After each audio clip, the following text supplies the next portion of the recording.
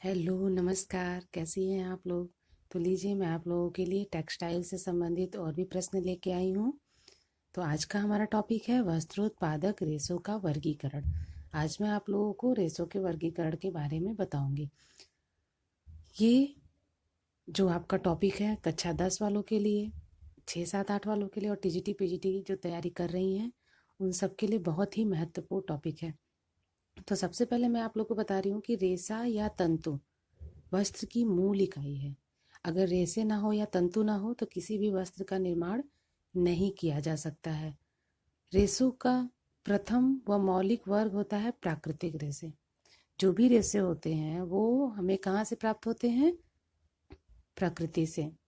और इसमें क्या होता है? सेल्यूलोज का रासायनिक संगठन होता है और उसका सूत्र क्या है? C6H10O5 होल का N। ठीक है, तो आप जान लीजिए। अभी सबसे पहले मैं आप लोग को बताऊंगी जो रेशे होते हैं उनके प्रकार क्या है। ठीक है, उनका वर्गीकरण किस प्रकार किया गया है। तो सबसे पहले जो नंबर ए है, बीज वाले रेशे।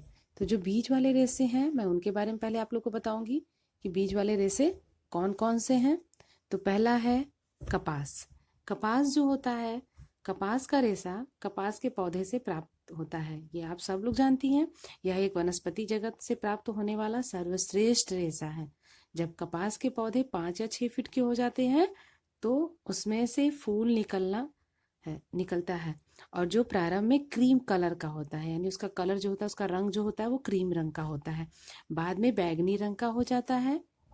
फूल के झड़ने के बाद उसमें से कोए यानी पोल्स निकलते हैं। कोए परिपक्व होकर फट जाते हैं तथा कपास के रेशे बीज के ऊपरी बीज के चारों तरफ चिपक जाते हैं। ठीक है, चिपकने के बाद वो हमें दिखाई देने लगते हैं।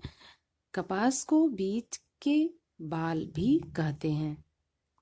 कपास का उत्पादन सबसे ज्यादा कहाँ होता है? भारत, इंग्लैंड, अमेरिका, ब्राजील तथा दक्षिणी अफ्रीका में होता है।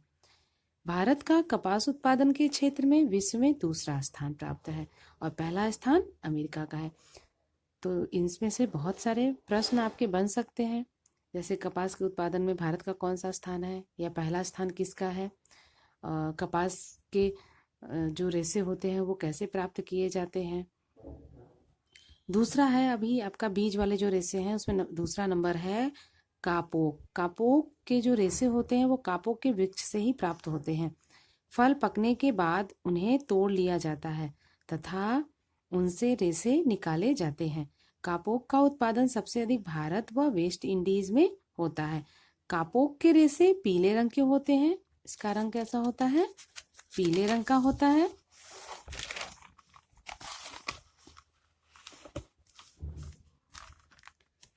फिर आपका आता है, अभी बीज वाले रेशों के बारे में हमने जाना, अब हम बताएंगे आप लोग को तने वाले रेशे। तो तने वाले रेशे में सबसे पहला है लीलन। लीलन के जो रेशे होते हैं वो फ्लैक्स नामक पौधे के तने से रेशे प्राप्त किए जाते हैं। किसके पौधे से? फ्लैक्स। उस पौधे का क्या नाम है? फ्लैक्स। लीलन के पौधे का नाम है फ्लैक्स। पौधों की वृद्धि के लिए नमी की आवश्यकता होती है, इसलिए इसकी लंबाई जो होती है 57 सेंटीमीटर से 115 सेंटीमीटर तक होती है। सफेद फूल वाले पौधे से मोटे खुरदुरे रेशे की प्राप्ति होती है और नीले फूल वाले पौधे से महीन व उच्च कोटि के रेशे प्राप्त होते हैं। प्रश्न ऐसे ही बन सकता है कि सफेद फूल वाले से कैसे रेशे प्राप्त होते हैं या फिर नीले फूल वाले से कैसे रेशे प्राप्त होते हैं। लिनन का उत्पादन अमेरिका, हालैंड, मध्य Asia, Belgium, Germany, France, Scotland, Australia, Poland एवं उत्तरी आयरलैंड में होता है। अब तने वाले पौधे में दूसरा है आपका जूट। जूट के जो रेशे होते हैं वो जूट के पौधे के तने से प्राप्त होते हैं। भारत में कपास के पश्चात इसका ही उपयोग अधिक होता था। जूट के जो पौधे होते हैं उसकी लंबाई 6 से 12 फीट तक व मोटाई 1 उंगली के समान होती है। जूट का उत्पादन भारत एवं बांग्लादेश में सबसे अधिक होता है। तीसरा है तने वाले पौधे हेम्प। हेम्प का रेशा कैनेबिस सेटाइवा के तने से प्राप्त किया जाता है। किसके तने से प्राप्त किया जाता है? Cannabis sativa. इसका रेशा सीधा एवं चमकदार होता है, परंतु रुक्ष, कड़ा एवं खुरदुरा होता है। रेशे काफी मजबूत एवं टिकाऊ होते हैं। इससे गलीचे, कैनवास, कालीन, पायदान, रस्से, बेल्ट, डोरी, सजावट हेतु सामान, जूते के निचले हिस्से, कागज बनाने में इसका उपयोग सर्वाधिक किया जाता है।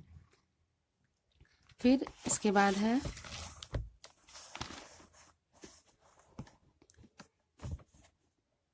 हेम का उत्पादन भारत में महाराष्ट्र, कर्नाटक, मद्रास, तमिलनाडु में सर्वाधिक होता है।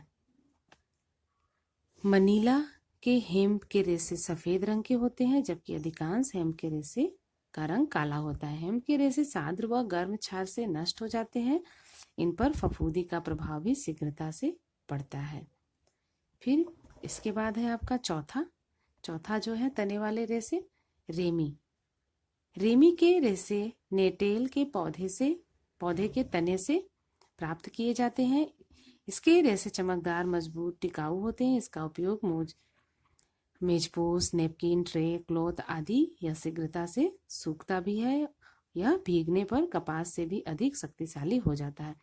और इसे रेमी का उत्पादन भारत व चीन में होता है। इसमें चाइना ग्रास या रे के नाम से भी जाना जाता है। अब पांचवा है हमारा सन के रेशे सन के पौधे से प्राप्त होते हैं। पौधे में फूल आने के पश्चात इन्हें काटकर गलने के लिए छोड़ दिए जाते हैं। गलीचे, कालीन, पावदान, सुतरी तैयार किया जाता है। छठा है कोयार जो होता है वो नारियल की छाल से प्राप्त किया जाता है। यह 10 इंच तक लंबा होता है। किसके छाल से प्राप्त किया जाता है कोयार? नारियल के छाल से। फिर इसके बाद है पत्ते से प्राप्त रेशे। तीसरा है जो हमारा पत्ते से प्राप्त वाले पीना। ये अनानास के पत्तियों से प्राप्त किए जाते हैं। इसके रेशे मुलायम, श्वेत, चमकदार, कोमल एवं कांति युक्त होते हैं। फिलिपाइन में इसके रेशे से परिधान हेतु अति सुंदर एवं आकर्षक वस्त्र बनाए जाते हैं। इससे बैग, चटाई, झोले आदि बनाए जाते हैं। दूसरा है सीसल। ये पत्ते वाले रेशे हैं, पत्ते से प्राप्त होने वाले। सीसल के रेशे सीसल के पौधे से प्राप्त किए जाते हैं। इसकी पत्तियां जमीन के पास जड़ से ही निकलती हैं। इससे उत्तम कोटि के रस्सी, सुतरी आदि बनाई जाती है। अब इसी संबंधित मैं बहुत ही महत्वपूर्ण प्रश्न आप लोगों के लिए लेके आई हूँ, इन्हें देख लीजिए। वस्त्र की मूल इकाई क्या है? रेशा। दूसरा है वनस्पति रेशे कहलाते हैं, जो वनस्पति जगत से प्राप्त होते हैं। तीसरा है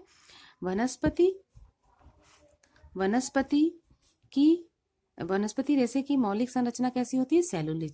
सेलुलोज। कपास को कहा जाता है बीज वाले रेशे। क्या कहा जाता है? बीज वाले रेशे। फिर इसके बाद है पांचवा प्रश्न है, लीनन के रेशे प्राप्त होते हैं फ्लैक्स के पौधे से। कोयार प्राप्त किया जाता है नारियल की छाल से। पीना प्राप्त किया जाता है अनानास की पत्तियों से। जूट का उत्पादन सर्वाधिक होता है बांग्लादेश में। रेशम का रेशा प्राप्त किया जाता है रेशम के कीड़े से। एस्बेस्टर के रेशे प्राप्त किए जाते हैं चट्टानों से। तो ये है आपके बहुत ही महत्वपूर्ण प्रश्न। इन प्रश्नों को आप लोग बिल्कुल अच्छे से तैयार कर लीजिए आप लोगों के टीजीटी पीजीटी के एग्जाम के लिए, और कक्षा 10 की बोर्ड परीक्षा में जो बेटियां परीक्षा देने वाली हैं उन सब के लिए बहुत ही महत्वपूर्ण है। मन से पढ़िए, लगन से पढ़िए। वीडियो पसंद आए तो लाइक करिए, सब्सक्राइब करिए। धन्यवाद।